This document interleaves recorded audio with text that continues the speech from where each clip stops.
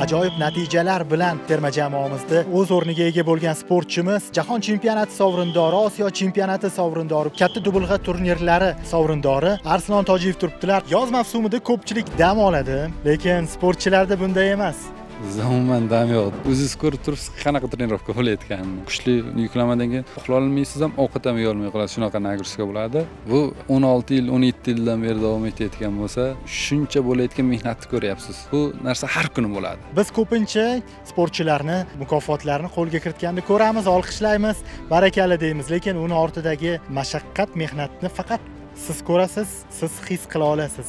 Hamma narsa mehnatdan-da, mehnatsiz oltin medal yo'q. 2 marta trenirovka qilganimiz ko'rdingiz. Bu narsa bizda har kuni bo'ladi. Joydan chiqa olmay sport tashlab ketganlar ko'p. Bunaqa sharoitga nolisak, chempion ham bo'la olmaymiz. Noligan odam chempion bo'ladimi? Har qanday vaziyatda biz shukr qilamiz. Hech qachon to'xtamaymiz.